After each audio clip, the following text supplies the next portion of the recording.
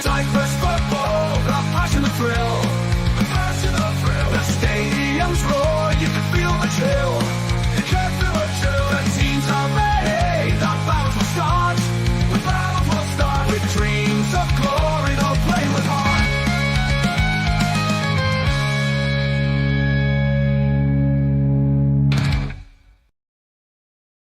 Kalimera, kalispera, kalon vradi. Whatever time you're watching, this is Mappa. Stel, Tasso, we're back. We're back. What's going on, bro? Oh, we've had a bit of a time, haven't we?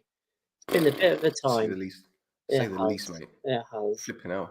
Yeah, and we're not even talking about the football. With the football, we've had a time as well. Oh, Jesus. Oh, I tell you what, I'm ready to talk about Aston Villa and how well they're doing at the moment. Yeah. Woo! Yeah. Sorry. Rashford. Yeah. There was a tweet. I didn't see. Well, I haven't got it on me, but there's a tweet comparing Marcus Rashford to Dennis Bergkamp. Oh, no, man. Come on. Come on. Watch the smoking on. Come on now. Come on now.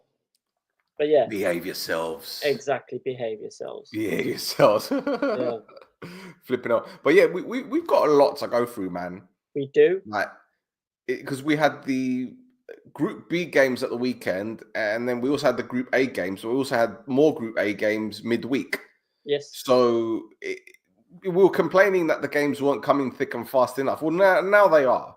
Yeah. Now they are. Exactly. So yeah, I think we better just get cracking. Really, what do you reckon? Let's do it. Yeah. Okay. Yeah. Let's go. Let's go. Oh, Let's go. Right.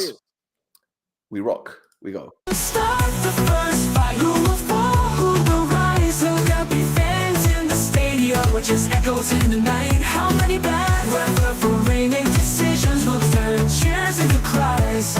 It's a Group B party. Only the strong survive. It's a Group B party, boys and girls, and Salamina look like they're going to be going home early. They had the chance to score from the spot against Carmiodissa, thanks to a handball there by Del Miro. Up step Apostolos Velios, but it was saved by the goalkeeper. 2 points dropped for Salamina, surely. Thassa Mikhail was sent off for a dodgy tackle as well. Yeah. I don't think you can have any complaints there. That's a terrible tackle, man. Reckless. Late, reckless. Kabaddi-esque. Yeah, pretty much.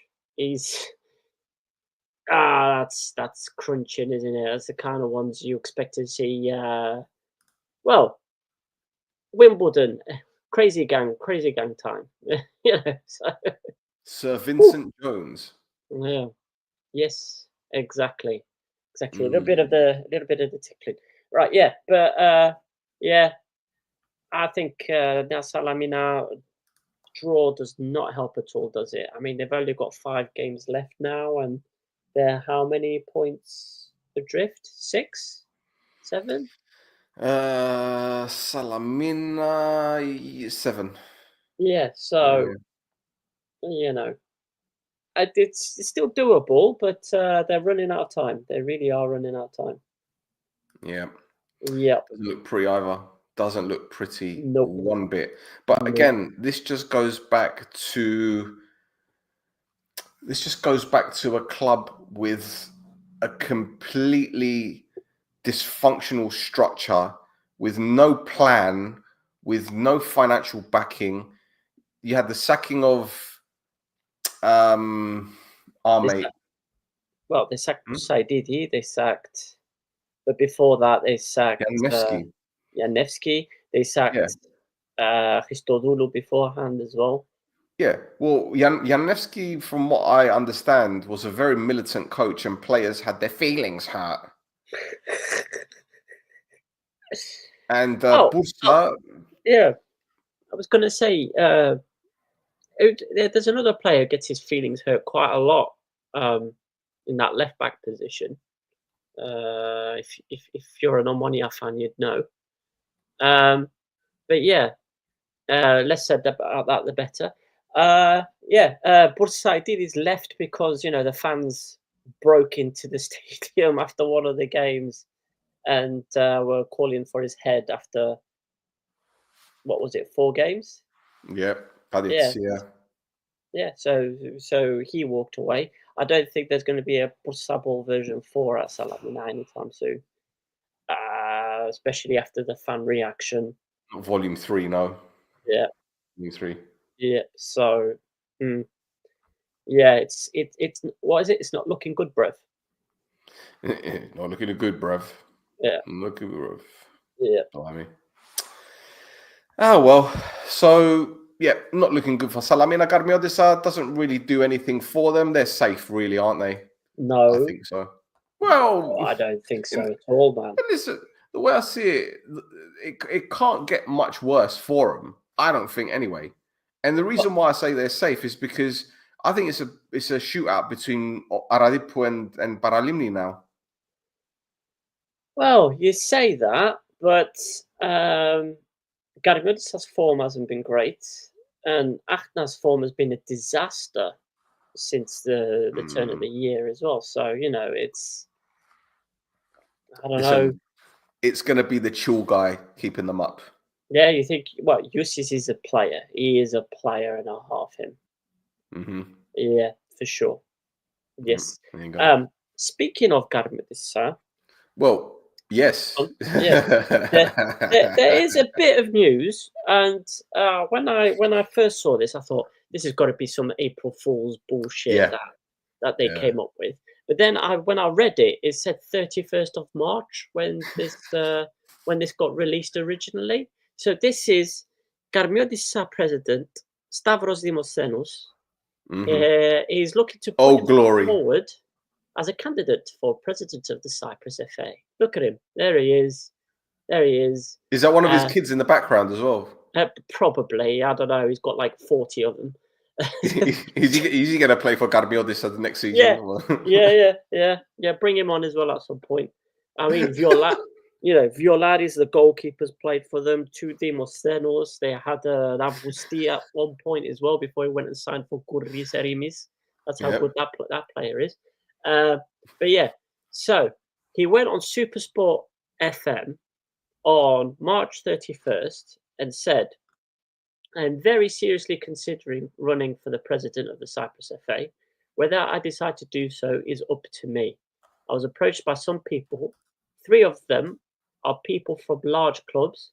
Last night, they called me themselves." So on the 30th of March, he had phone calls from people from 3 large clubs. "I'm thinking about it very seriously. It's something that interests me. There should be people sitting in these chairs who come forward." Now, this is the guy who called one of the referees, again, I keep repeating, he called them a rotten potato, a halasmeni badada, right? Threatened to retire him, right? And as part of all the meetings that they keep happening at the Cyprus FA, he keeps walking out on the meetings that are happening. Like you see him, he's always the first one to leave, and he's always got a face on. He's like, well, fucking. Anyway,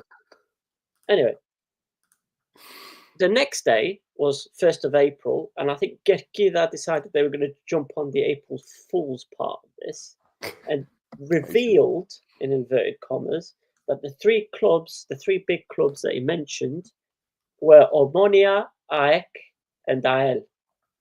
So, can you imagine Papastavro supporting Dimosenos when he had issues with how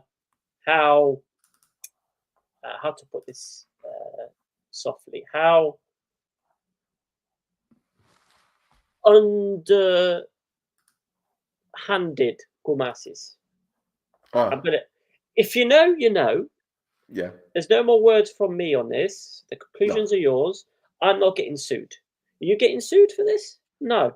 So you, dear listener / watcher, are the one who's going to get sued for concluding other things from what I've just said. So there you go. Yes. Halasmenes Padadis. Yeah. Well, I think our thoughts on that announcement are pretty much summed up in one word.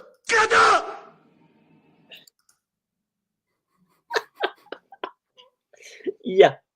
Yep, that pretty much does it for me as well. Yeah.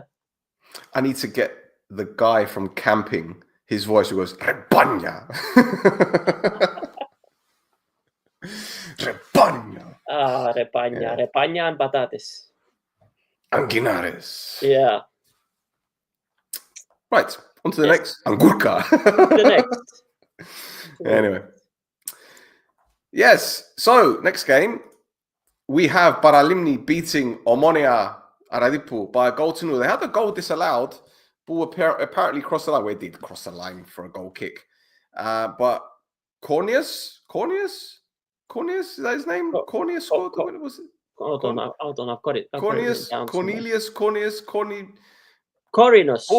Corinus. Bloody hell! It sounds like someone that looks at dead bodies. Yes.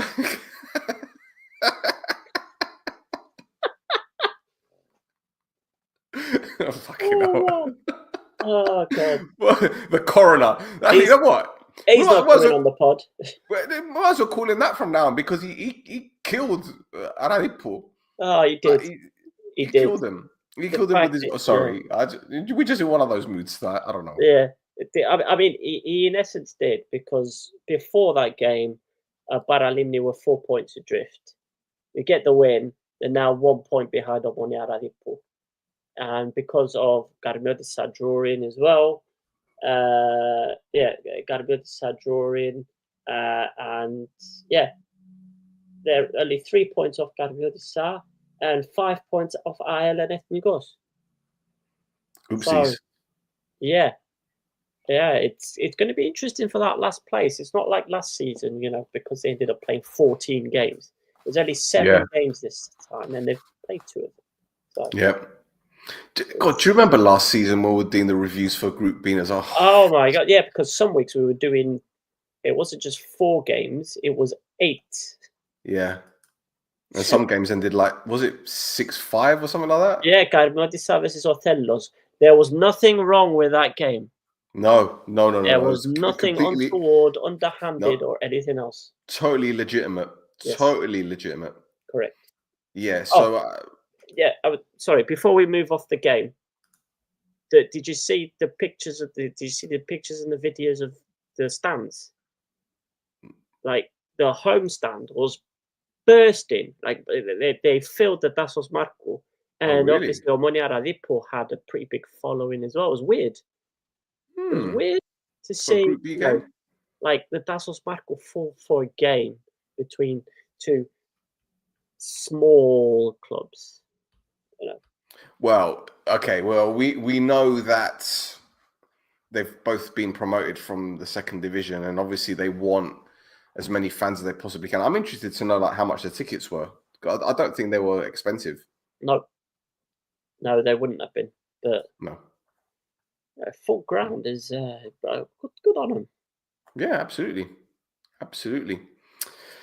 So let's go on to the next game, and interesting, because APOEL won by 3-0 against Omonoia and Ismail. Gonomis with 2 own goals. He did the Carragher, didn't he? Yeah. One is to spit in and throwing a coin at a fan. Yeah, 2 own goals before Toku made it 3. But look at this goal set up by Zachariou. This was prime Olympiacos Zachariou. Look at that, running with the ball from his own penalty area. Give and go. Lovely pass outside of the boot. Toku makes it 3. Thasso, are they safe now? Are we talking about APOEL like being safe? Again, it's only 5 points. They're only 5 points clear. But psychologically, are they safe? Listen, no, they're not. No, because 2 Omonoia, 2 Furious are bottom of the league, right? And the bottom of the league, buzz killer. For bet you're fun at parties for the correct reasons, yeah, because they're the worst team. No, yeah. the reason why I say, I don't think they're safe is because despite the scoreline, AL rode their luck. Trujic, before a goal, like right at the beginning of the game, he hit the post. Triskovsky, who's Triskovsky, he missed an open goal for AL in the 41st minute as well. It was that the goalkeeper was out on the wing for some reason, and he put it wrong side of the post. So there's still something wrong at AL. They need to get a couple more wins, I think, before they can say that they're safe. That's for sure.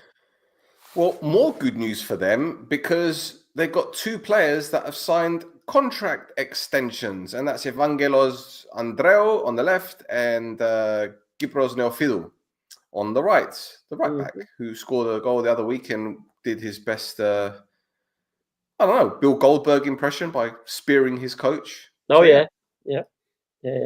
Good news. Good Yeah. news for them. Yeah, I mean, I think they're both quality players as well. So it can only be good stuff for them. The fact that they've renewed these two guys first also tells me that they're going to go for a certain different type of recruitment next year. Let's say. Let's see. Absolutely. And on to the final game, and no, I haven't forgotten Anorthosi this time. I've got them in the clips. Roglic scored twice in a victory over Etnigo Achna, who, as Tasso said earlier, their form has been absolutely terrible. But Anorthosi again, all right. I know it's only Group B. But Mr. Camoranesi is doing something there, isn't he? He's doing something. With the resources he has, he's doing something. He's got them motivated despite the fact that it's Group B. He's got them still playing good football. The press is very impressive. Their first goal was because they just harried Achna into a mistake. And the second goal, again, was very nice to see as well. Very good movement. Towards the end of the game, they put on a couple of youngsters as well to get them some minutes as well. So yeah, he's doing everything. He's doing everything he's supposed to be doing for getting the club ready for next season, I suspect. Yep. Whether he's going to be there or not. Well, that remains to be seen. Now, I've got Achna's numbers from the last 12 games. The last 12 games, they have 1 win and 6 draws. Wow. Yeah. So that's why Achna going to be looking over their shoulders. They need to improve. Especially in front of goal. Anderegen has gone off the boil since January. He's not really scored the goals that kind of won Achna games before the start of the new year. So yeah. The one thing I've noticed about Achna recently is they're not as aggressive as they were at the beginning of the season. Now, I don't know whether that's fatigue.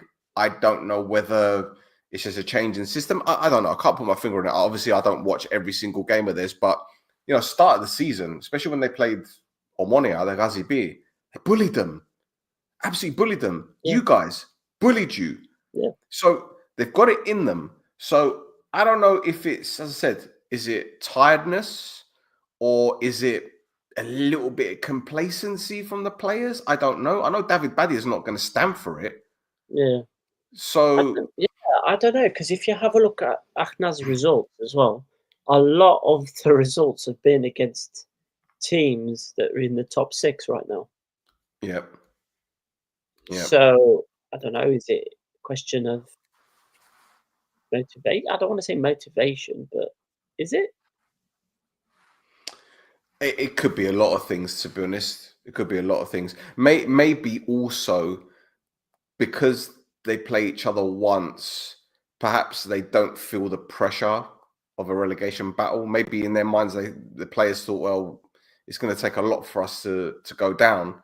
But now you're looking at the teams at the bottom, with the exception of bloody Salamina, who throwing points away left, right, and centre. Yeah. Paralimni, okay, they're winning games, and obviously Omonoia and APOEL are going through a little bit of a slump. So I don't know, maybe now they're looking over their shoulders thinking, we need to buckle up a bit here, because when they play, they've got Paralimni as well, don't they? I think they've still got them to play, no? Let's have a look. I've got it loaded up here. So next week we've got Ethnikos versus two Omonia, two Furious.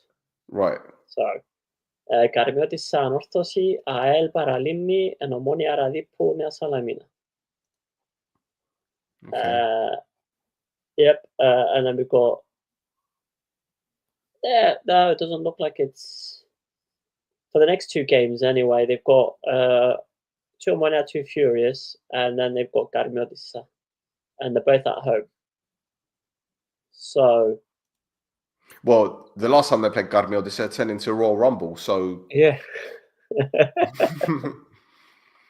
maybe that aggression will come back in that game. I don't know. Oh, we'll see. I don't know. Yeah. Anyway, what have we got here for the table then? What do we have for the Group B relegation round table? Here we go. Thasso, all yours, mate. Yeah, there it is. So Northos are the only team that's safe so far. They've got 43 points at the top. AEL second with 30. Achna third with 30. Garbedisa fourth with 28.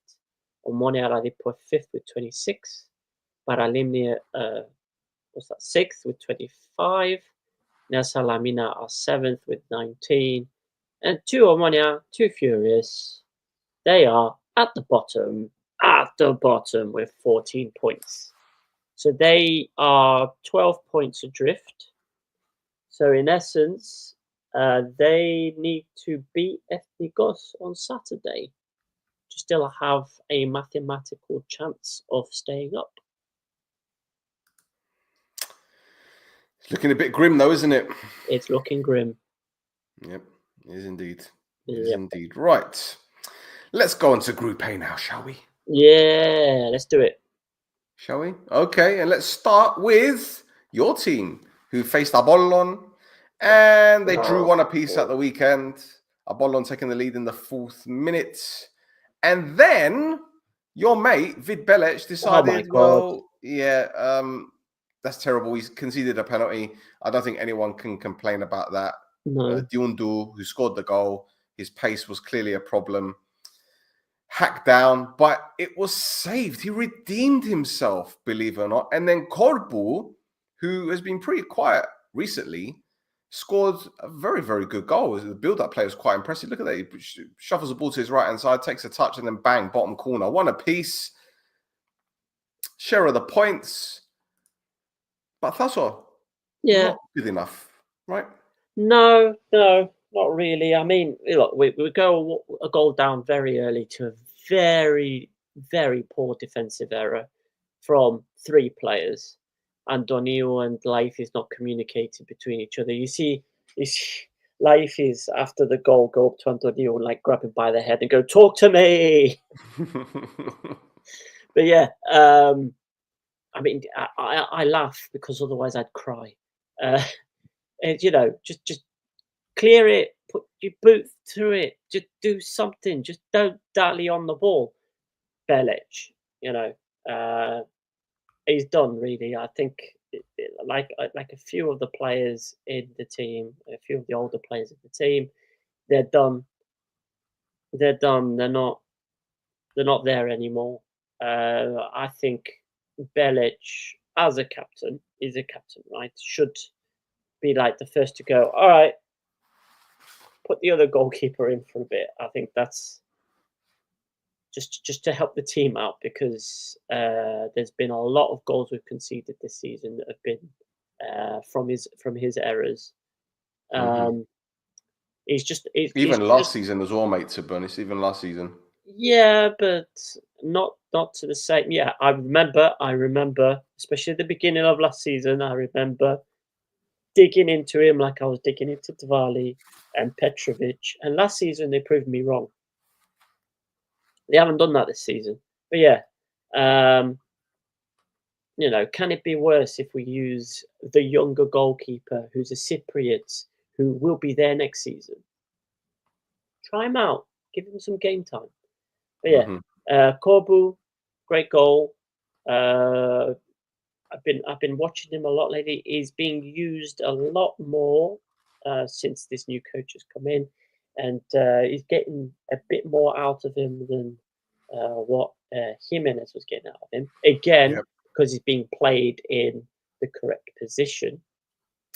But anyway, yeah. Surprise. Sorry? Surprise, surprise. Yeah, I know.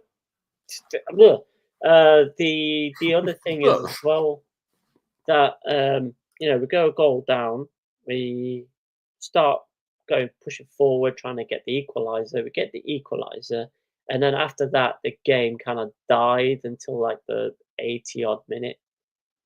There was nothing between the goal and the 80 something minute.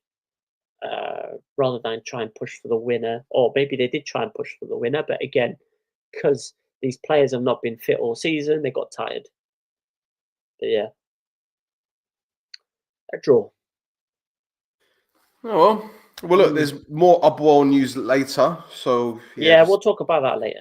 Yeah, we'll talk about that in a bit. Meanwhile, let's go into the next game, where AEK drew one apiece against Ari, but very strange goal at the to give AEK the lead. Cabrera thought he was fouled. Everyone kind of stopped. Vanna Alves and oh, what's his name? I forget his name now. The name's gone out of my head. Defender. Oh my god. No. It doesn't matter. We fell asleep. Steve Yago fell asleep. I nipped the ball off him, put it in the back of the net, and cue carnage. Everyone was arguing. It was just pathetic, to be honest. I always say play to the whistle. Referee didn't stop the play. Aitor did the right thing as far as I'm concerned. But moments later, Bengtsson grabbed an equalizer to earn Ari a point. They could have won it near the end, but their slump continues. But Cabrera was sent off for a second yellow. He'll probably miss the next game, which I think is against Pafos. I think they got Pafos next. I'm not sure. I'm looking it up. Bump. Who have they got next? Doesn't matter. He'll miss that game. So yeah. Well, I mean, they get to choose which game he misses. Well, he could have missed the game against you guys, but I don't think he did he? Let's have a look. Yeah, so it's either the game against us. Yeah, he didn't play against us, did he? He didn't, so he must have chosen that one, Berg. I don't know. Yeah, because they play Apollon on the weekend. Okay. So look, again, a point didn't do either of them a favour. In fact, I think it benefited AEK more because we're about to find out why. But balance of play, I think it was a fair result. Okay, Ari had more possession, more chances, I'd guess, but it must be a very, very difficult period for them seeing Pafos continuously winning games. And that was effectively a must-win game, wasn't it? Yeah, I mean, to be fair, for them, what they're doing at the moment, because again, they haven't. I think they've lost one all season. Still one before yesterday. Before yesterday. So they've lost 2 all season, which I think Pafos have lost more games than them. Yep, but it's the draws that killed Ari. It's the draws that are killing them. Garmiodissa, you know, they've thrown away points needlessly. Salamina, was it Salamina? 2-2. Yeah. You know, these are games that you're thinking, you know, they're going to get 3 points, but they're coupon busters. And I don't know whether it's pressure. I don't know whether it's something internal that's going on. But you look at that squad. To be fair, with the exception of the back line, they've probably got the strongest squad if you talk about midfield and going forward in the league. Yeah. Defensively, no. With the exception of Goldson and the goalkeeper. yeah, defensively they're a bit wanting, but it doesn't help as well that the way that they play is a bit like um, what is it? You'd say like Leeds United when they were when they had Bielsa, Yep. where it's basically right, get the ball, everybody, rah! And Yeah. then they lose it, and they're left open to the counter attack. But yeah, but the thing is, in all fairness, I don't blame them when you're playing against the likes of Salamina and Garbiodissa. You want to smash them, but they leave themselves wide open. And the type of goals they've conceded this season, Thasso, just that one at the weekend Yeah. that you saw against Ajax, silly goal to concede. Yep. And I sit and I think, all right, you could blame the defending. You could do that. But at the same time, they should know better. Connor Goldson has been outstanding. Can you imagine how many goals they'd have conceded if it weren't for him? Yeah. Because I'm not talking about like last ditch challenge. I'm just talking about the leadership and everything like that. Yep. But you know, Steve Yago, with the greatest respect, he's got mistakes in him. Boaki, he's playing at centre back. Mistakes in him. Where's Urosevic? I haven't seen him for ages. Maybe Kazu, haven't seen him for ages. Yeah. Yeah, because they've been playing. They've been playing your man, No Limit. My man. They've been Left wing playing. back. Huh? Jalen Montnor. Yeah, they've been playing him as a fullback. Well, yeah, I mean, yeah, Ish. yeah, You know, ish. Anderson Correa. Everybody's been telling me how great a season he's been having.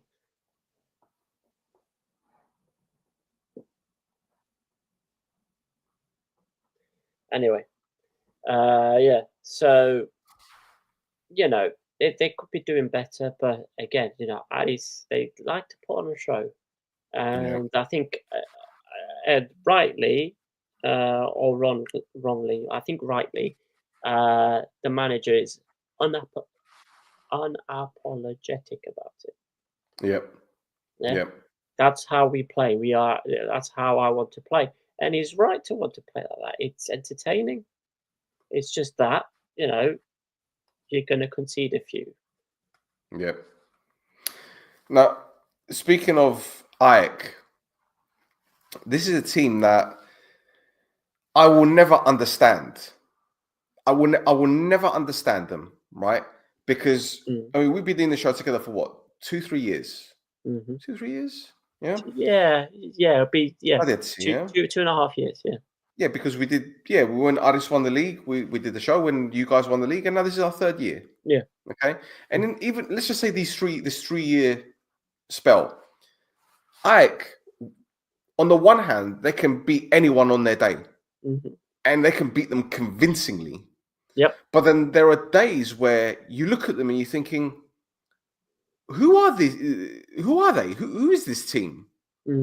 Against Omonoia, down to 10 men Omonoia for the majority of the game, Ike couldn't create anything. Couldn't create anything. Against Ari, all right, they were down to 10 men themselves, and yet they managed to get a point. Yeah.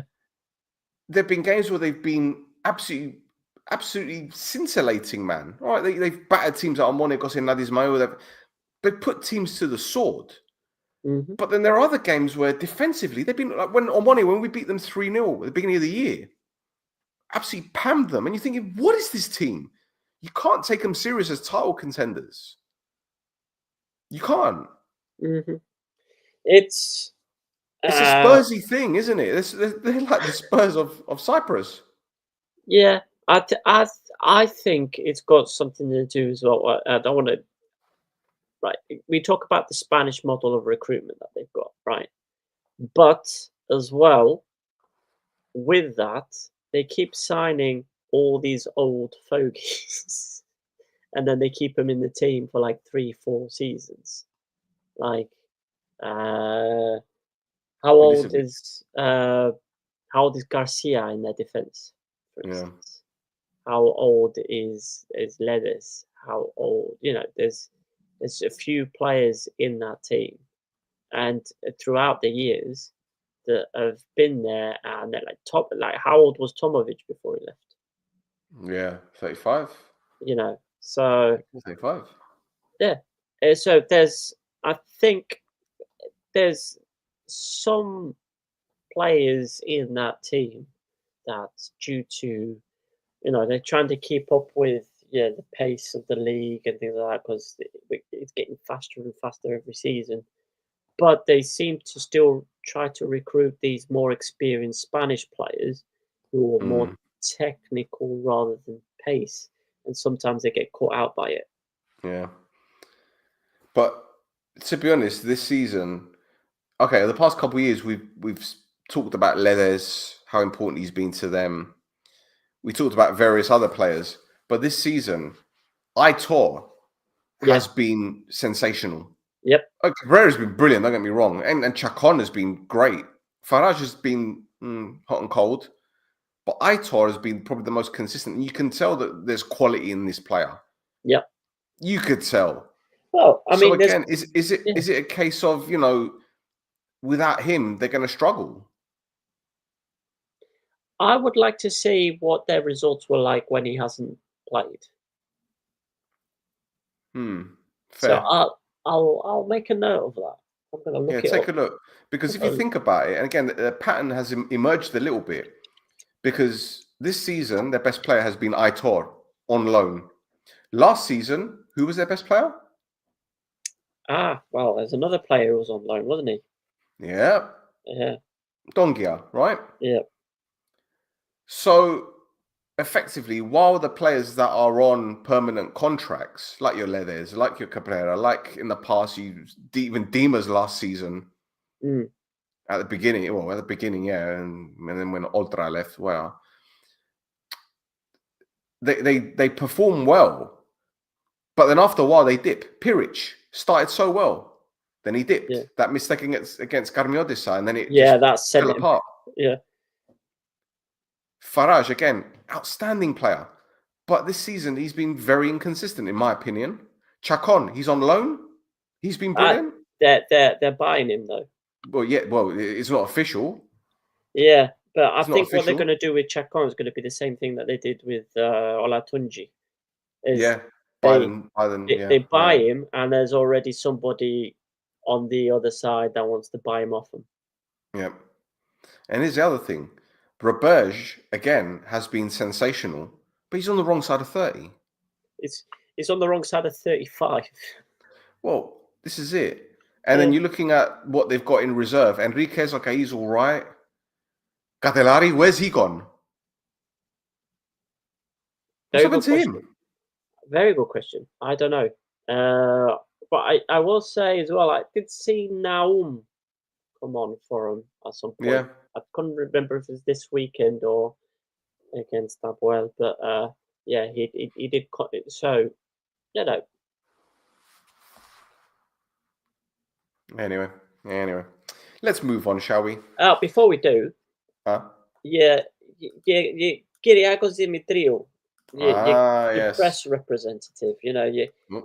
the guy who was The guy with who keeps got talking his about phone out. he keeps talking about how I do not complain about the referees. We don't do statements complaining about the referees. He came out once again to complain about the referee. There you go. I've got a bit of his speech here. We had a seminar on refereeing by the foreign referee tonight. He lost control from the start. We saw a murderous tackle on Farage in front of the assistant, and not even a foul was given. What did the assistant and the VAR do? Should he have dismembered his leg? We had countless mistakes, especially in disciplinary control, different treatment of our players and on our bench compared to that of Aris. When Aris equalised, Van Alves came to celebrate provocatively and grabbed Cabrera by the head and was given a yellow card. The 2 yellow cards for Cabrera were correct. The highlight was the 8 minutes of stoppage time. Where did he find 8 minutes in a half without breaks and goals, and then went on for 10 minutes? So yeah, but I never complain about the referee either. Well, Well,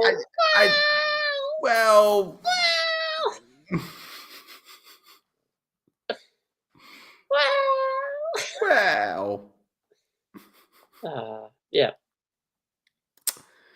anyway, Yeah. Anyway. one more game from the weekend before the midweek ones. Yeah. And of course, we have to end it at the Giragidi where Omonia threw it away. Everything was fine up until the 45th minute when Maric decided to absolutely smash Correa. I don't even know why. There was no need to go for that. The guy's back was to goal. He wasn't going anywhere. But hey, let's just fucking smash him anyway. He smashed him.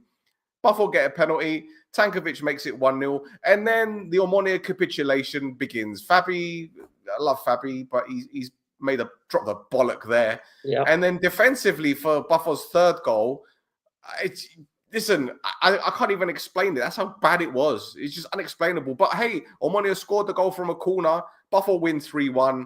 And that's it. Yeah. Utter flipping mess. It was, yeah. I got nothing for you. Maric hit the bar as well. That could have been a completely different game if he had scored that from that shot that he had. Yeah, it would have been complete and utter smash and grab. Because that's all we did in the first half. Literally, that's all we did in the first half. Yeah, I mean, Buffalo weren't that great in the first half either, from what I saw.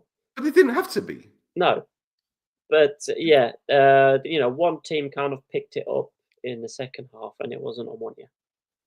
Buffalo kind of stepped it up a couple of gears,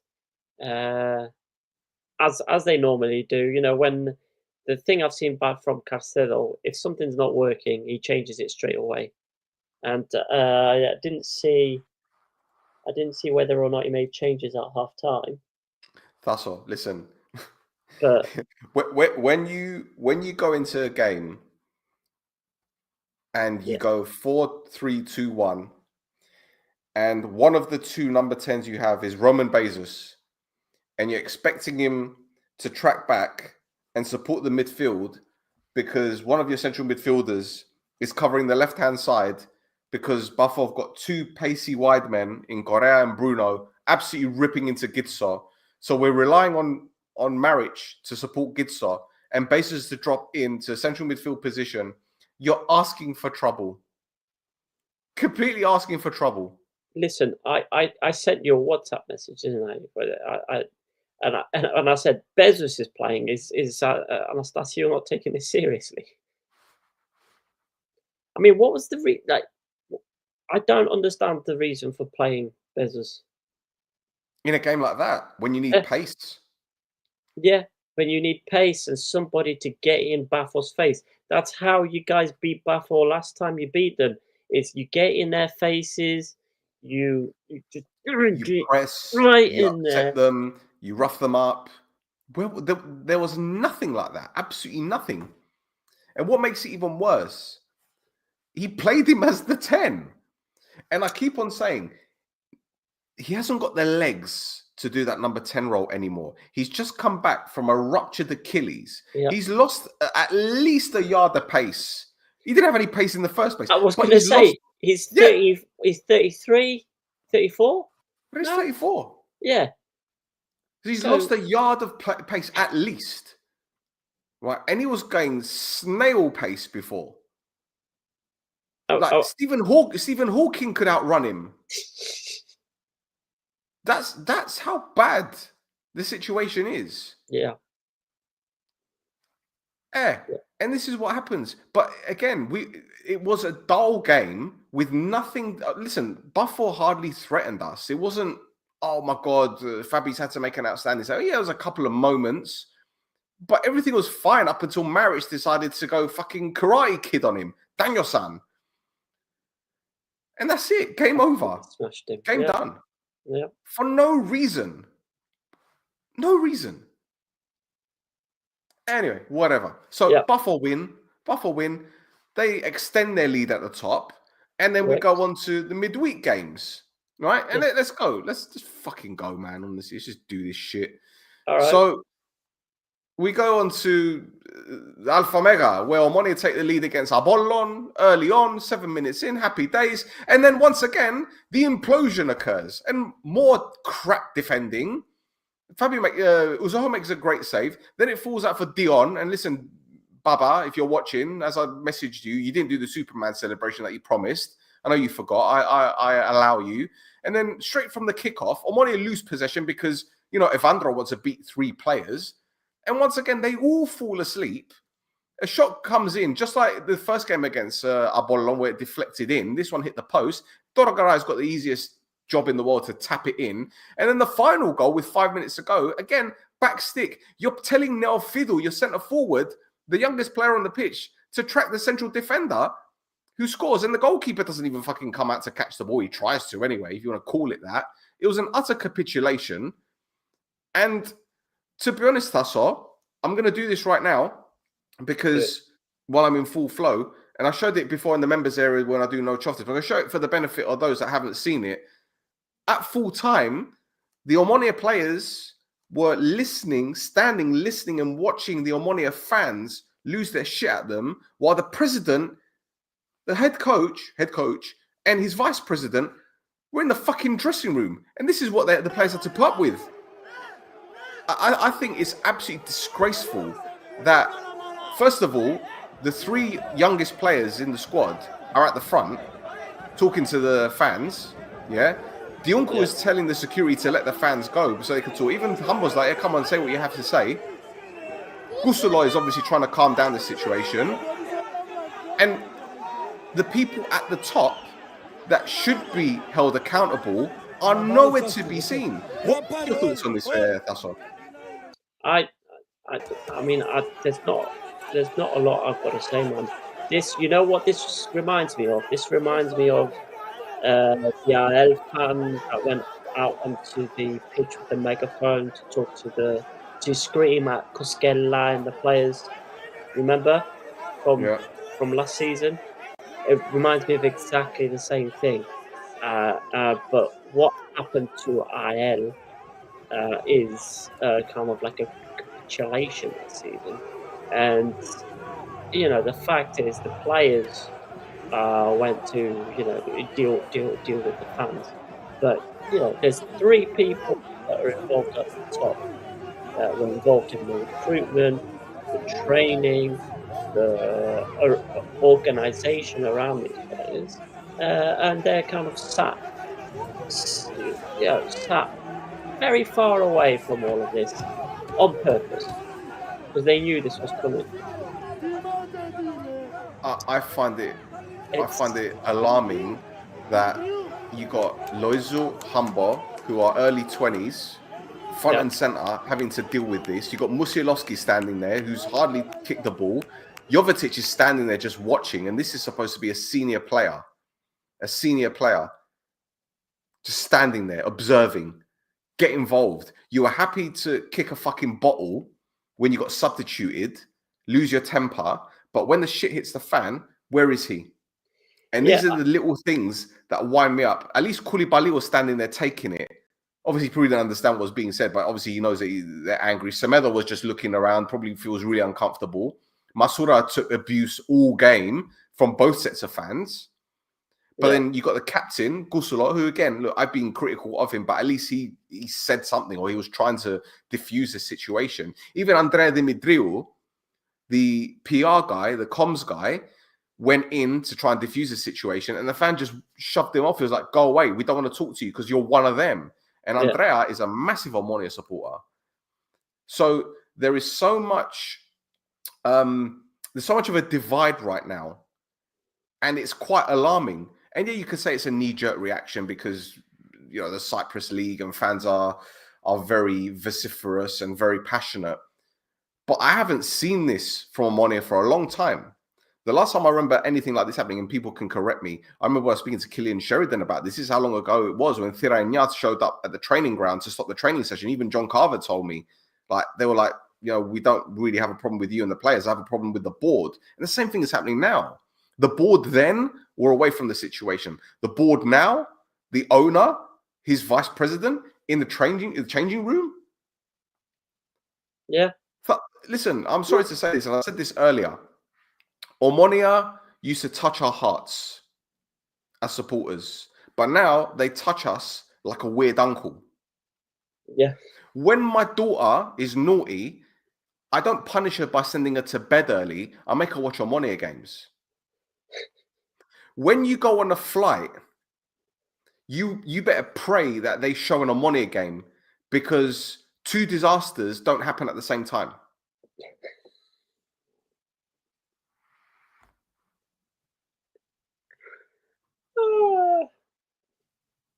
Oh God. Okay. Yes. Fine. Anyway, your thoughts on the game? I mean, disaster defensively. I mean, Apollon were playing the game by themselves. They're the ones that scored the Omonia goal. They had a player sent off as well. Omonia played until about the 20th minute from what I saw, and then just disappeared. There was nothing. There was nothing. Well, look, credit to Apollon, because Sofroni got his system right, believe it or not. Yep. Blow up goal, which Omonia fans love, it's great, but again, he knew that Omonia were on the ropes, especially when the second half kicked off, and he said, right, just go for it, go for the throat, because they can't take it. Because we saw it against APOEL, how you guys bullied us. Yeah. We don't like being bullied. We ain't got the leaders. We ain't got players that can take a kick. It doesn't look like we've got players that can give a kick anymore, to be honest. But they smelt blood. And the moment they equalised, that was it. Red rag to a ball. Now, there's a comment here from Andrea, and he says, I have to say that after the president, Anastasio, and players had the meeting, the decision is Yannis stays until the end of the season. What are your comments about this event? Now, for those who don't know, Omonia released a long statement today saying, Yanni Anastasio is going to stay as interim head coach until the end of the season, and then he's going to go upstairs, which is where he was originally, and it's down to him and Laurent Deschamps to select the new head coach, and all these taglines that we used to sing. The fact is, Andrea, and Tasso has got an opinion on this, and I'll repeat what I keep on saying. Why is anyone surprised that they've come out with this? Because we knew it was going to happen. They said it in November when Dambrassos got sacked. Yanni is going to be the interim coach until the end of the season, and then he's going to move upstairs. I understand the fans' frustrations, though, because it's been over 5 months and the coach has not been announced. And now they're saying today that the selection process or the evaluation process has begun. I will go back and I will keep repeating myself, because this club is a walking contradiction. When Neil Lennon was appointed as head coach, the vice president said 100 candidates were evaluated and they selected Neil Lennon. There was a 2-week gap between Berg's sacking and Lennon's appointment. There's been 5 months, and yet they're still evaluating head coaches. Now, if they did what they did with Valdas, announce him in March and say he's coming at the end of the season or the beginning of the season, I would be fine with it. Because at least you're saying, we've got someone in mind. We've got someone here. He's ready to go. He's going to be evaluating the players, or he went fishing for months. But whatever, we knew that it was coming. He was coming. Yeah. But now it's a case of, well, we're just going to let you know what happens at the end of the season, because that's how they ended it. If any news happens, we're going to let you know. Once again, pacifying the supporters, are trying to anyway, but it's not working this time, because it's the boy who cried wolf. Yeah. It's the boy who cried wolf scenario. Yeah. And now their backs are fully up against the wall, because people are talking about not renewing their season tickets. I was watching Green Balls earlier. One guy said, we got a family of 5. We're not renewing. Family of 3 not renewing. That's 8.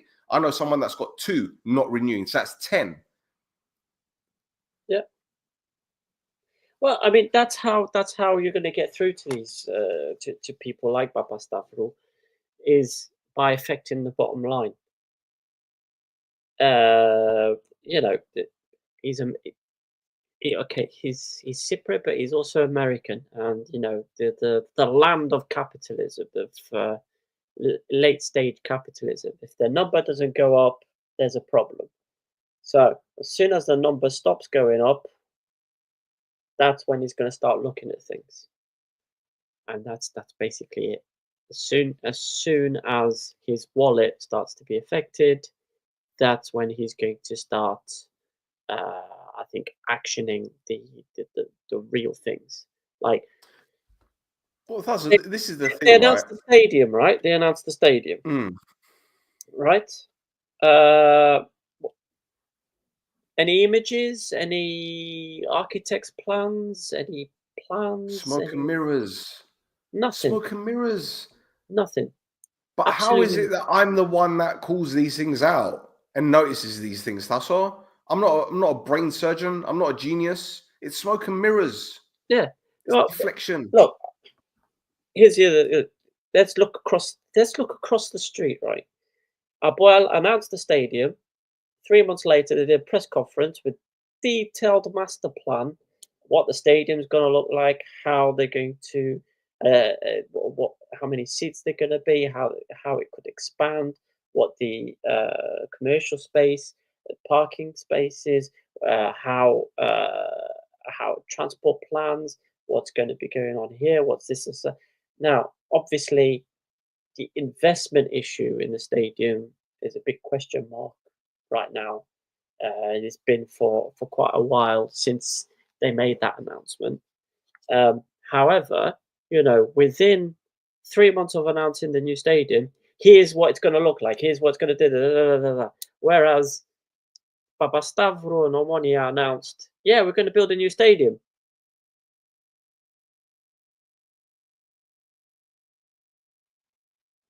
Okay, next step. So, yeah, there's a lot of bluster. There's a lot of dick waving, but in the end, it's just a dildo. Marzipan dildo at that. There you go. Right. Look, this is something that we could go on about for ages. Unfortunately, nothing's going to change, as you quite rightly said, until they get hit in their pocket. And as much as Omonia fans are going to criticize me for saying this, the last thing we need right now is European football. The last thing we need is to win that cup. Because if we win that cup, in their eyes, it's going to be a successful season. Mm-hmm. They're going to repeat what they said last 2 years ago and the year before.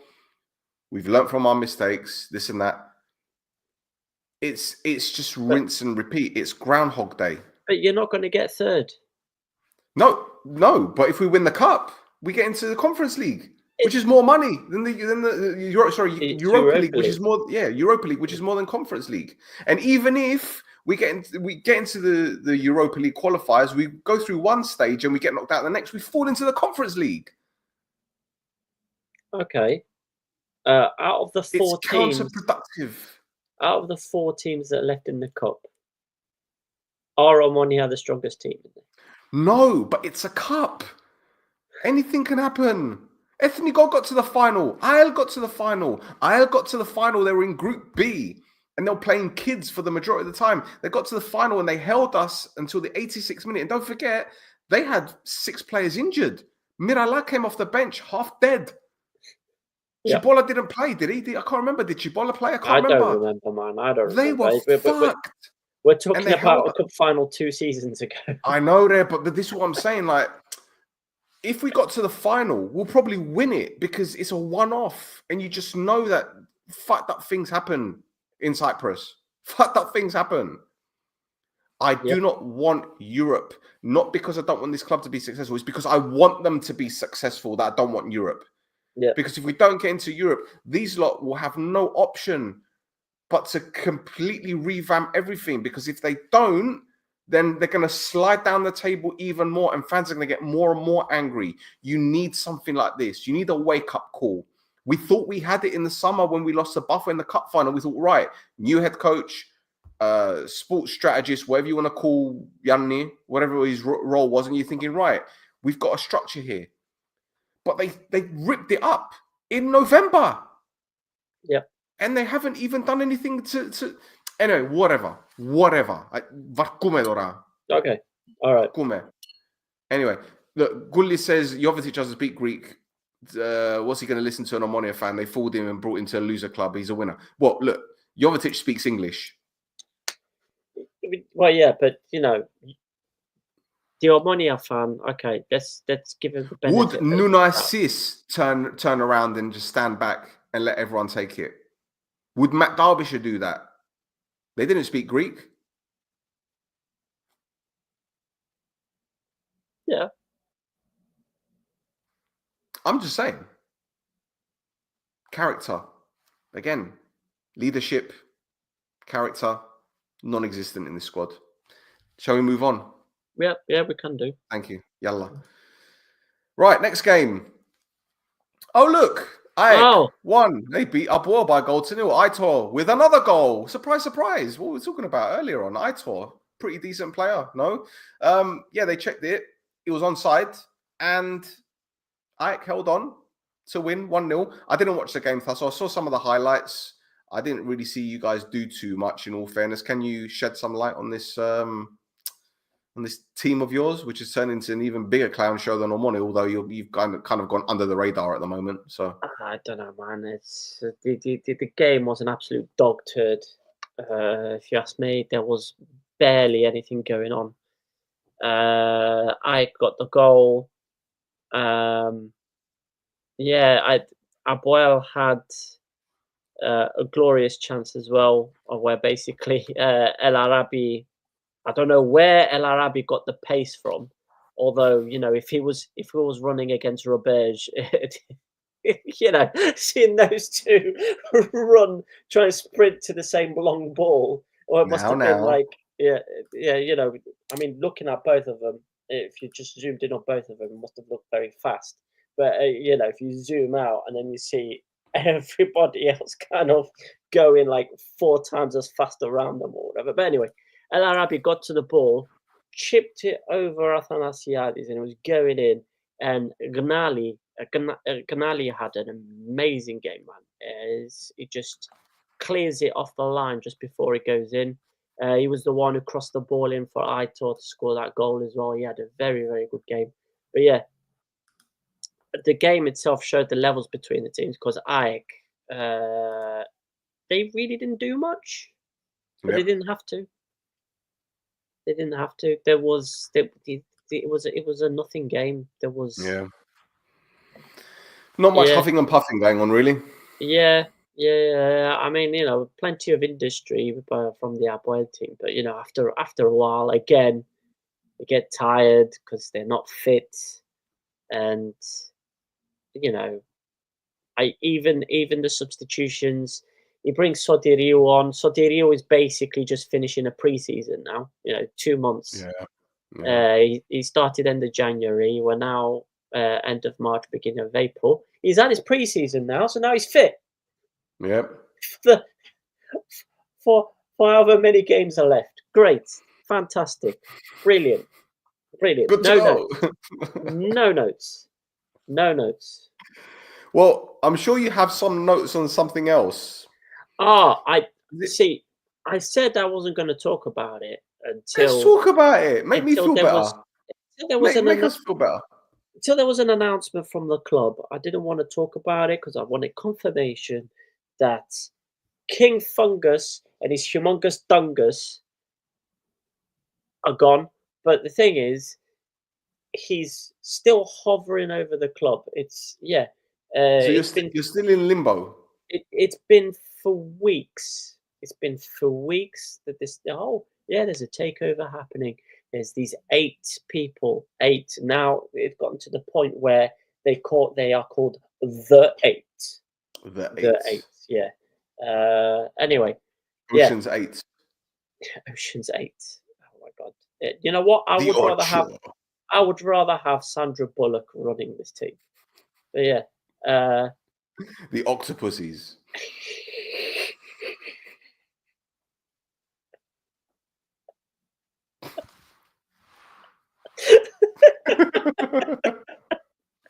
Yeah. So it's like throwing up gang signs at a press conference. They all stand there like that. All 8 of them. 8 seems to be a magic number at APOEL at the moment because 8 of the 11 defendants in the case for the social security contribution non-payments have pleaded guilty. Now, can you guess who one of the 3 who hasn't put a plea deal in yet is? Can you guess?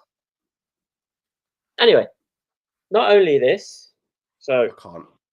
you've also got big question. There was already big question marks over the finances. Now, on top of that, right?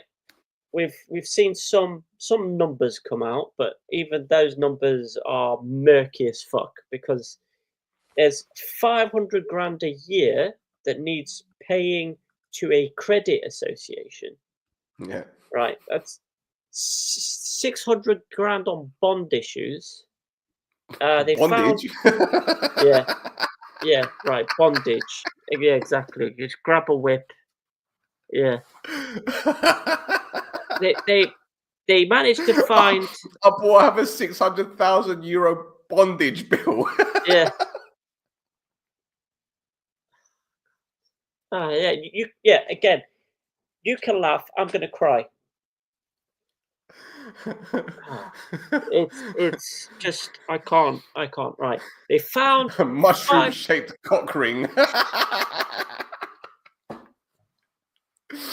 Sorry. Oh God. Sorry. I was gonna make a reference to something, but I've just stopped myself. Right. So they managed to find 500 grams from somewhere to make sure that they will pass the UEFA criteria. You know, Hmm. that big important. Oh, this is how we work out how a club can function in the league. Yeah, they passed the UEFA criteria. They That managed to means find, Alessandro can bring in as many Brazilians as he wants. yeah, yeah, 500 grand. They managed to find 500 grand from somewhere to do that, um, including paying off Carlos Diaz. Oh. Do you remember him, Carlos Diaz? Carlos Diaz. Oh, Carlos Diaz. Everybody remembers Carlos Diaz.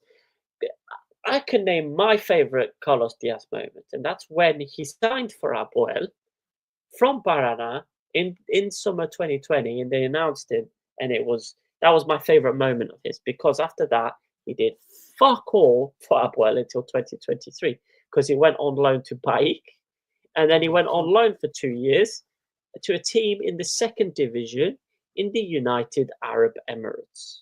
Yeah. And then after that, he got released. And now he plays for Paraná. Oh. He's gone back. All right. Yeah. And they owed him a lot of money.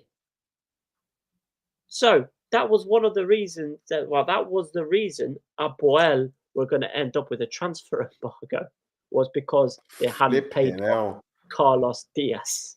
Flipping hell. Yeah. Now, they've still got to pay between 700 and 800 grand in taxes in the next 17 days. And we still don't know what they're going to do about the social security contributions, which still haven't been paid, and also the rest of the tax bill that's overdue. And then on this, right, you've got Pedridis who's kind of going, I like your offer, but here's a counter offer. Why don't you come in and then we jointly run the club? Mm. And they go, no, what are you talking about? And then he goes, okay, what about if I stay on the board? Yeah, he's trying to still worm himself into the new board of directors. I don't know, because he thinks he can afford himself some protection from the government or criminal cases against him, or uh,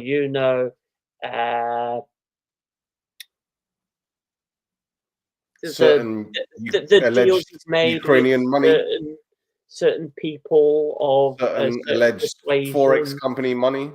Yeah, you know. Mm, mm, mm. Anyway,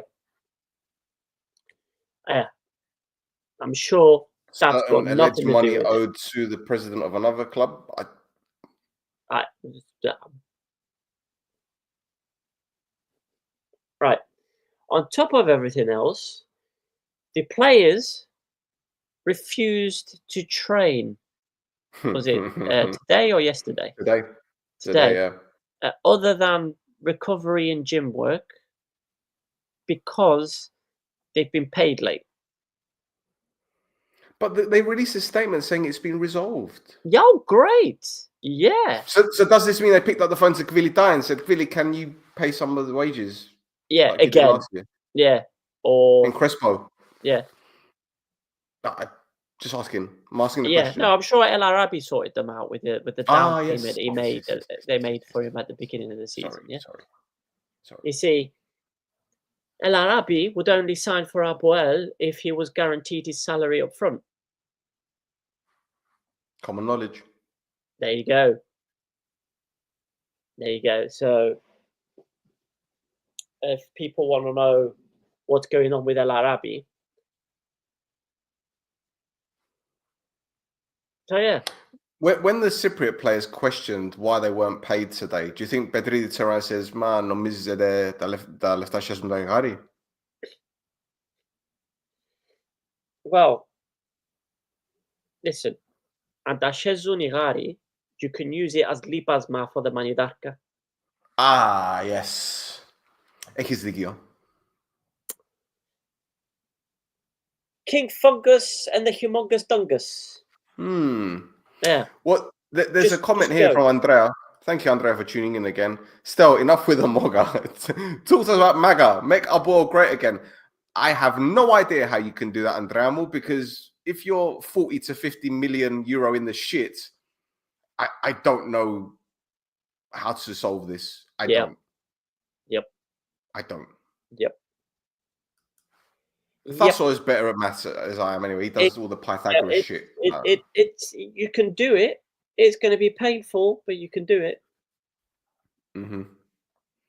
Pedro, he's back. Thasso, even the 38 come in. Do you think 5 million will do anything? No, it won't. It's a drop in the ocean, 5 mil. Yep. There's a lot of work that needs doing, and it's going to be painful. And I'm not sure how many APOEL fans will want to hear what the solution is. Exactly. Because it means hopefully not an AL or an orthosis style fallout. But it means curbing back on the recruitment.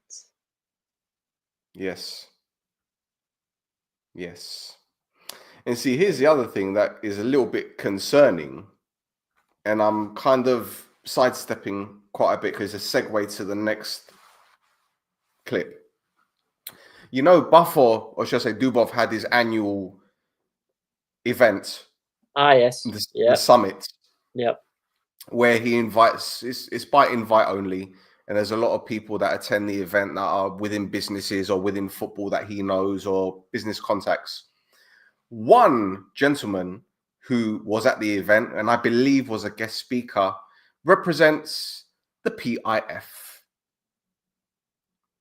And as you guys know, the PIF is the Saudi fund that was instrumental in taking WWE, F1, the golf, by Newcastle United. And if the Saudis are showing a little bit, this is my opinion, if the Saudis are showing a little bit of interest in Buffer or an event held by Buffer's owner, it tells me that they might be investing long term. So, what does that mean? The league is fucked. Yep. We're fucked. Yep. And I'm just waiting for someone to say, "Oh no! Omonoia are too big. APOEL are too big. Buffer got a big fan base. They haven't got history. They're not going to dominate. Don't worry about it. It's fine. Doesn't matter about the money that they got."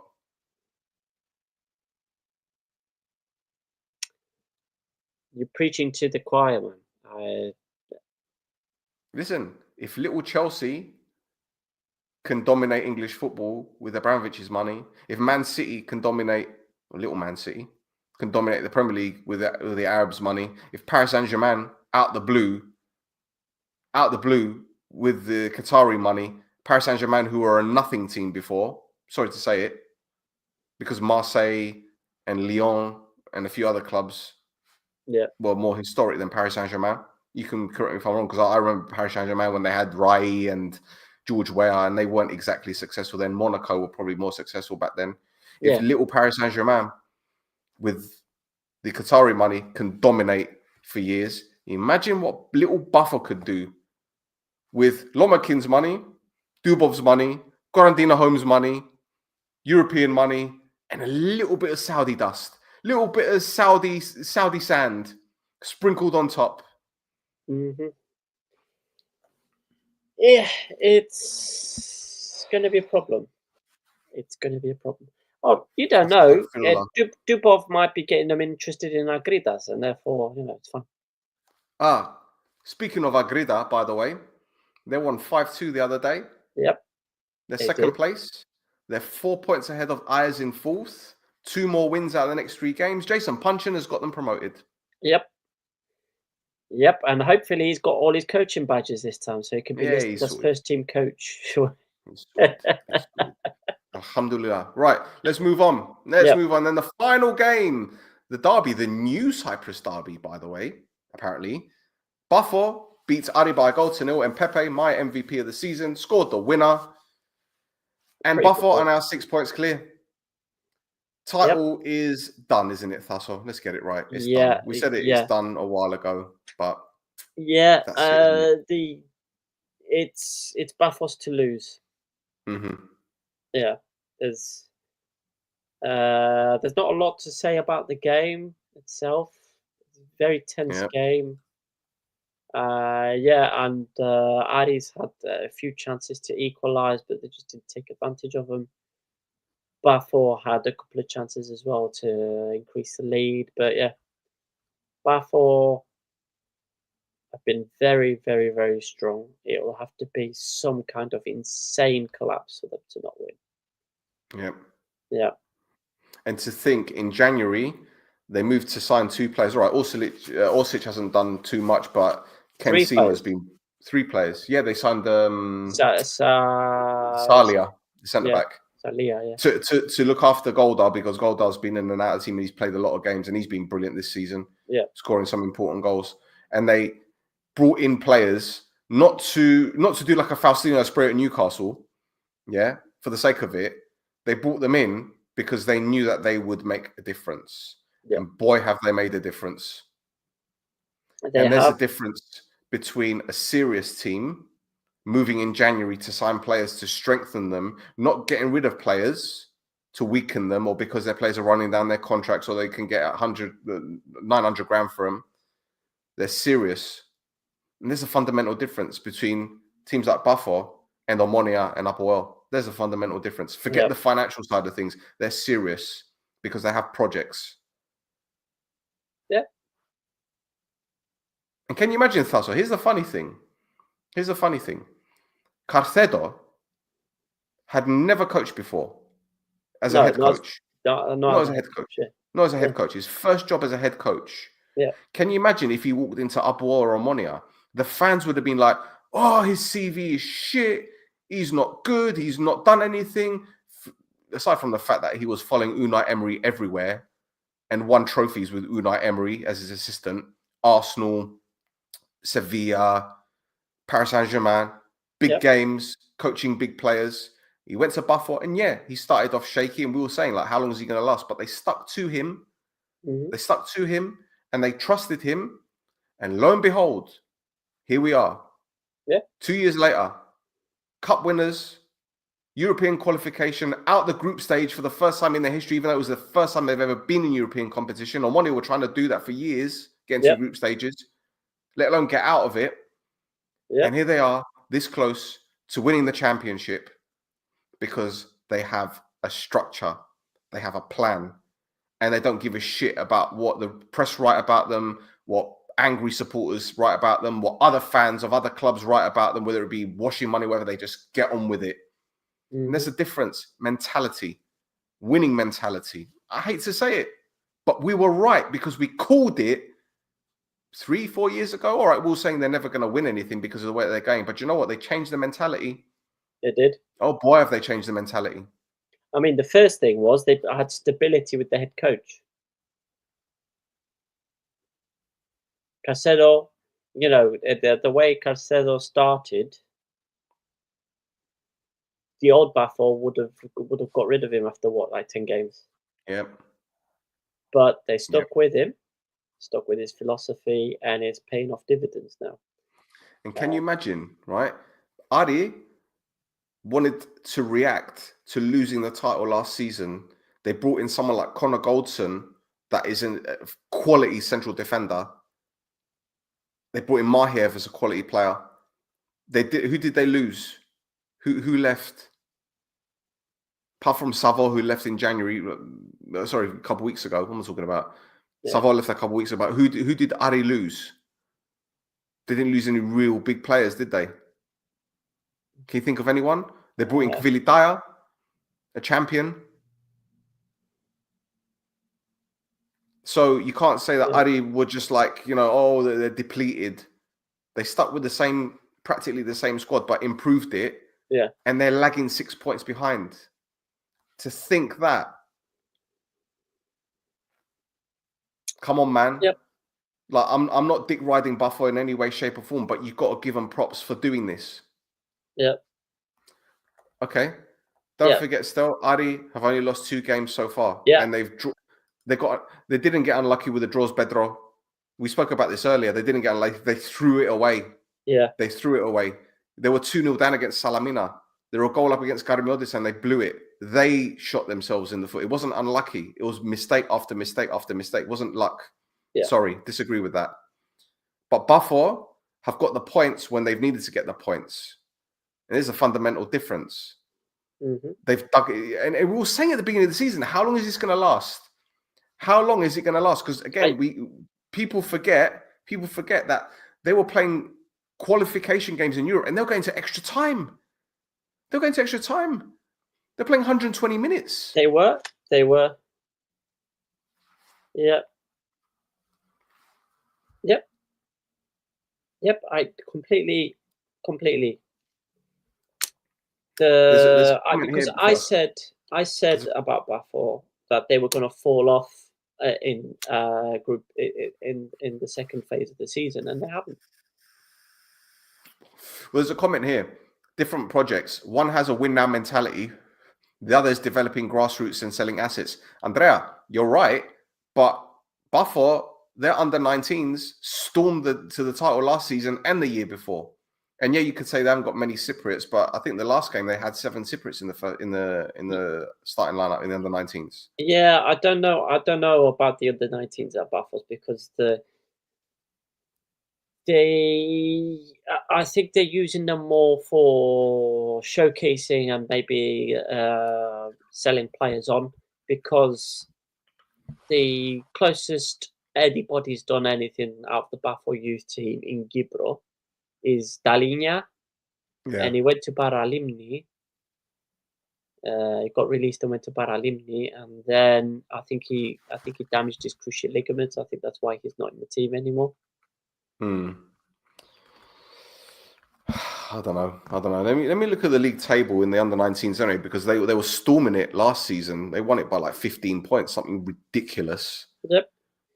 In the meantime, shall I go through some bits and pieces of news while you look it up? Hang about. Yeah, go on. So the first thing I was going to mention was it's tangential to Cyprus, but obviously because we interviewed Miki Masana, who is his assistant is David Catala. No, where are you going? That's IL. No, I had to bring it up. David Catala has joined Kerala Blasters as the head coach. Yes, so he had his stint in, was it Slovakia? Kadets, yeah. So now he's moving over to India. Miki Masana is going to join him at the end of the normal season, so he's going to go over there as well. I had a couple of messages on X asking me some questions about Gadala, so I pointed them towards the interview that we had with Mickey, and kind of broke down kind of the nature of the job that he had at Apollon, as well as what he did well at AEK. Yeah. So yeah, good luck to him. David Catala is now in India at Kerala Blasters. There you go. Now back to Cyprus. Yep. And we're getting close to the end of the season in the lower division. So we already referenced Agridas. Now in the third division, we've got a promotion party to put forward. Yep. Ethnikos Lachon and APOEL Agrodiri will be in the second division next season. Absolutely. Yes. And I'll tell you what, that guy that's in the on the right-hand side is our friend Hal, who I do the BFBS show with. Yeah. And he's been absolutely monumental in the fan base because he's gathered a whole bunch of Brits from the bases to go to the APOEL games. They've got their own songs. Obviously, it's all in English. And they've got a bit of stick from the Gibre, which is understandable. But they love him. And as you can see, they threw him up in the air and they caught him. Don't worry. He's all right. He's all right. But yeah, congratulations to them because this is a club that's had a project for a few years now. And in all fairness, it's very difficult to get out of that third division. Very difficult. And Jamuri Lazno, who is the sporting director, I believe, who had spells at Ari and Anorthosi, he was bringing a few Dutch players in the past. And all right, they did well. But this season, they've really focused on the Cypriot players. And fair fucks to them, man. I mean, it's difficult getting out of that division, as I said. Staying in Division 2, it's going to be a different story. It's going to be a completely different story. But it's been an adventure that they've deserved. It hasn't been like an overnight success. It's been hard work. Beri Mustaga was there before as head coach. They had a few changes. And, I've got to give a shout out to Alexandro Andreu. That's an Omonoia fan, but he plays for APOEL. Good lad. And they're in the Coca-Cola Cup final as well. Yeah, in the third division stock. Yeah, that's right. Yeah, exactly. So good luck to them. Good luck to them. Going back to Buffalo, their under-19s are top of the league at the moment. They are 8 points clear. They've scored 92 goals, 19 wins, 4 draws, no losses so far. Yep. There you go. Yep. Anyway, Petro says Kerala is pronounced Kerala. I don't believe that. Gavla. I don't believe that. Gavla Blasters. Anyway.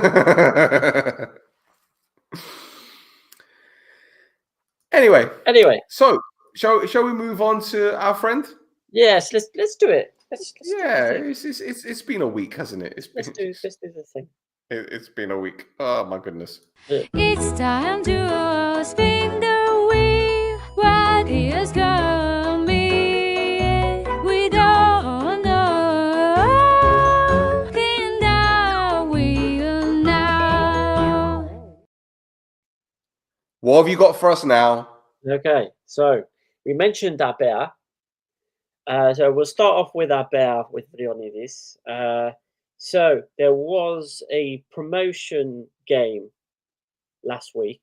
So not this weekend just gone, but the weekend before, where Ethnikos Lachon were playing APOEL, and there were 3 separate red cards for APOEL.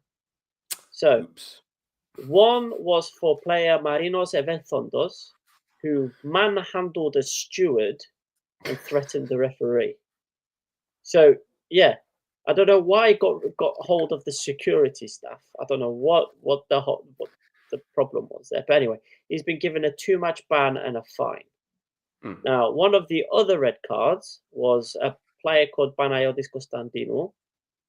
He was given a 3-match ban and a fine. And what he did was insult the ref. As you do. Yeah, it's just 2-match ban for manhandling a steward and threatening the ref, but a 3-match ban for insulting the ref. Anyway, And the third one was the Asman, Zacharias Nicolaou, and he got sent off for inadequate behaviour off the bench, and he got a fine. Now, next Inadequate. we go to the under-19 Zachironas Onisidlos. Their player Marios Yorios Paits was sent off against Aspis Bilas because when he scored, he ran to the Aspis Bilas bench provocatively. I don't know what the hell that means. I think he Degeneration X them or something, and then insulted them. Right, 3-match ban for him. No fine, which means he was under 18. We go to the under 17s where we've got an Anorthosis versus Omonoia game, and in the 88th minute, an Anorthosis fan threw a full cup of coffee at the assistant ref. And the game was stopped for 5 minutes because of it.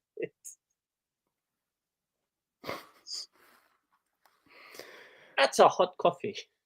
Well, look, we saw it earlier on in the season when someone threw a plastic cup of Frappe at Jairo. Yeah. But they didn't stop the game then. No, they didn't, because it was a cold coffee. Right.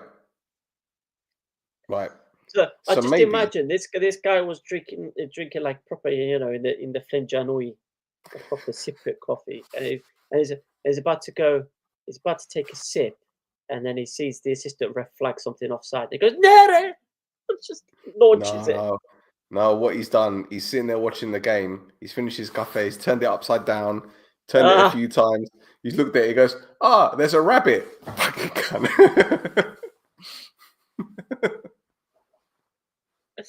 There's always a rabbit. Why is it always a rabbit?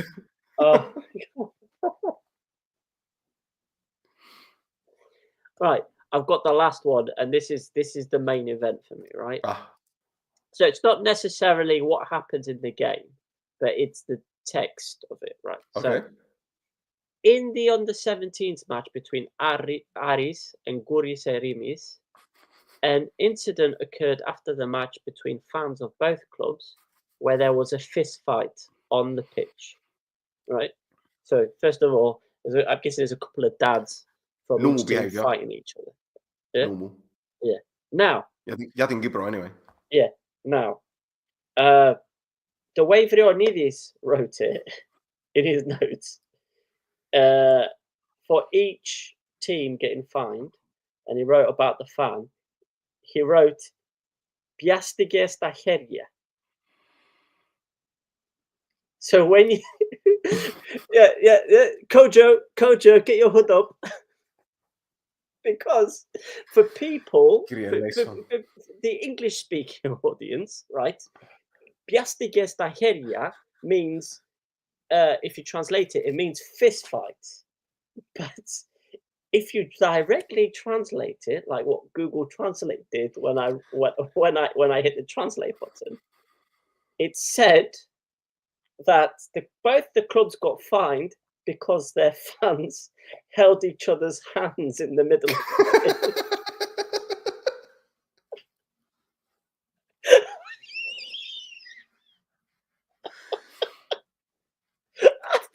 I've been holding that in for 2 days.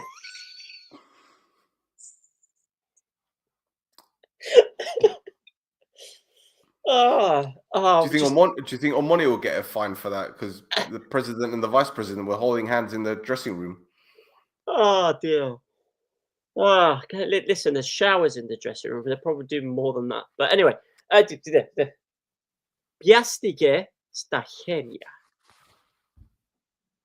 Because still, they held hands.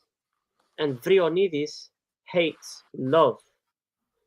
Yes, that so makes he sense. fined the two clubs because you can't be holding hands in the middle of the pitch after the game. He's the anti-Cupid. Cupid's flying with his little bow, with his wings, his little heart arrow, and Vrionidis comes with a fucking flamethrower.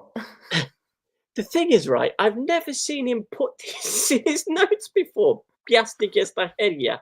It normally says like Hironomiers or you know, it talks about actually hitting. This is the first time I've seen him write Piastic esta heria. That's all. Can you imagine him typing up the report? He's be like the Kermit the Frog meme. He's just like,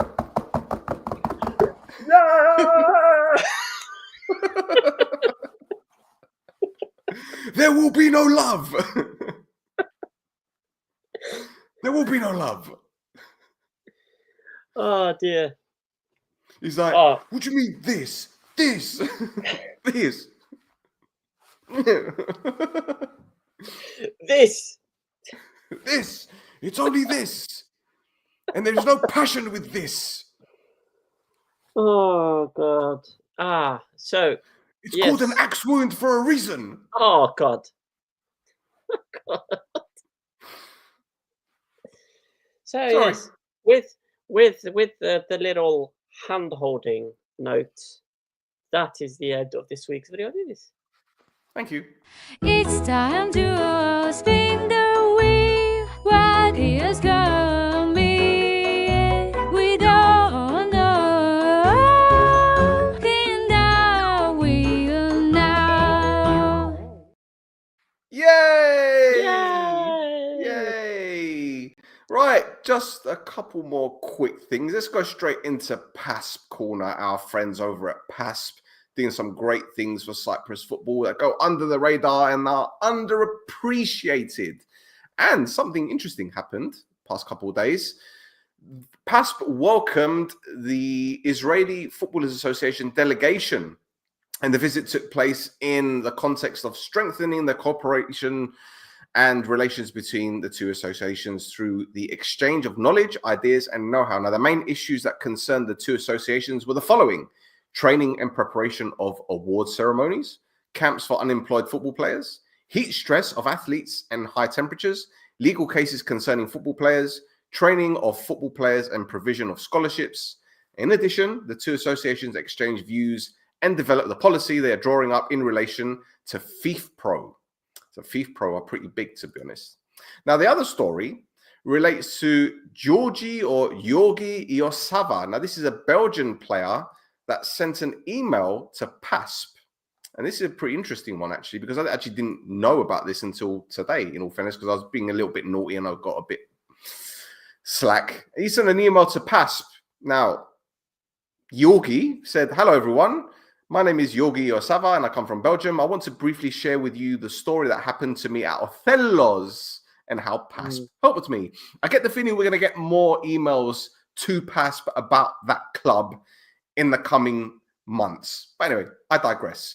In the last few months, I had a confrontation with the club. Surprise, surprise. They wanted me to leave the team for unspecified reasons and not to pay me for months. Look at that. As a foreign footballer in Cyprus, I had difficulties communicating with the board and in particular informing them about the regulations that they were violating, forcing me to leave the team. A teammate of mine who played several years in Cyprus told me about PASP and how it could help me. I did not hesitate and contacted PASP and the legal department of the association. I was told by PASP that it is better to first negotiate with the club and try to find a solution without having to resort to the judiciary. The executive president of the association, Spiro, helped me a lot these weeks because he took on the case himself and started communicating directly with the club, which made it easier for me. The result was to find a quick solution, which benefited me initially and the club at the same time. PASP helped me to get my full salary and terminate my contract with the club. I thank PASP for taking care of and receiving all the necessary documents from the team in a completely correct manner, and I can now sign freely with another club without any problems. I have only positive experience with PASP, without whom it would have not been possible to find a solution. Et voila. There you go. Nice. Yes. Nice. Happy days. Yeah. There you go. We forgot to do the league table, Tasso. We did. By the way. Let's end it with that then. Let's go. Yeah. Oh, no. That's not the league table. This is the league table. There it is. Yeah, there we go. I was going to say Group B party again. Group B party for Group A. Let's go. Yeah. So there we go. We've got. I'll go from bottom to top this time, shall I? So, yes. In 6th place, we have APOEL on 44 points. In 5th place, we've got Apollon on 44 points. In 4th place, we have Omonoia on 53 points. In 3rd place, we have AEK with 59 points. In 2nd place, we've got Aris with 65 points. And in 1st place, we have Pafos with 71 points. Look at the draws. Look up the draws for Aris. They've only lost 2 games, but they've drawn 8 games. By the way, Omonoia 18 points behind Pafos. Okay. And APOEL No. Is that 27 points? It's 27 points, yeah. Is that yeah. 27 points? Yeah. Are you meaning to tell me that big bad APOEL, the greatest ever team in Cyprus, are 27 points behind Pafos? That is correct, yes. 27? Yes.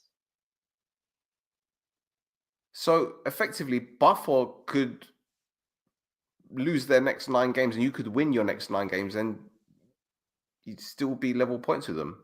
There aren't 9 games left of the season. I'm just saying. 27 points. Yeah. I mean, I thought we were bad. 18 points. I actually feel a bit better now. 27 points. 27th, I saw. I see. I'm dead inside about APOEL. So for me, this is just sliding over my bald head. I mean, I just know that the 27, like 9 goes into 27, 3 goes into 27. What else goes into 27? That's it, really, right? Yep. 27th hustle.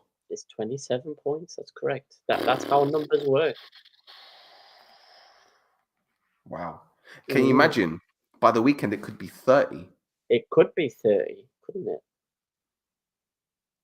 Wow. I'll tell you what. How many games left? 7? Yeah. How many points clear do you think Pafos will be of APOEL at the end of the season? Well, 6 times 3 is 18. So add that. I'm not good at maths. 18 and 27. 45 in total? Yeah. Let's go with that. Because we'll beat Omonoia and then we'll lose the rest of them. Can you imagine? If at the end of the season we're saying 45 points. Mm-hmm. Like, I haven't even frozen. I'm just thinking about it now. 45. Yeah, you keep saying this. You're wanting a reaction from me before we No, close it down. I'll react if you want me to. No. I'm just feeling like right now. Thinking about it. It's unbelievable. It's like when Michael Jackson died and when George Michael died. I was just shocked. I didn't know what to say. They're dead. Yeah. 27 points behind Pafos? It's as earth shattering as George Michael dying. You're right. Yeah. But again, I'm dead inside about APOEL now. So this season, so whatever people throw at me, it's like, yep. It's the same feeling as when I saw OJ Simpson put on that glove. I was like, 27 points? Yep. It's like the end of Breaking Bad. The ending. Like, 27 points? Mm-hmm. Yep. It's like Darth Vader. It's Darth Vader being Luke's father. Yeah. 27 points. Yeah. It's like Vrionidi dressing up as Cupid. 27 points? Anyway, we're done. Boys and girls, thank you for tuning in. Thank you for being patient with us. 27 is the magic number. Yeah. Don't forget to give us a follow on Instagram and X at This Is Mappa. Thasor is at Flares Cafes. He is very, very animated on social media, very active on X. Well, animated on social media, like I'm animated here. Jazz hands, everyone. Jazz hands. Yeah. So that's it from us. We'll be back next week, probably Wednesday, because it's Wednesday, isn't it? Yeah, there won't be any more midweek games. Group A games, will there? He's checking very quickly. I don't think there is. Come on. Next match day. No. Weekends. It's all weekends. Yeah, Wednesday it is. Excellent. Happy day. So we'll see you Wednesday then, boys and girls. Yes. Bye.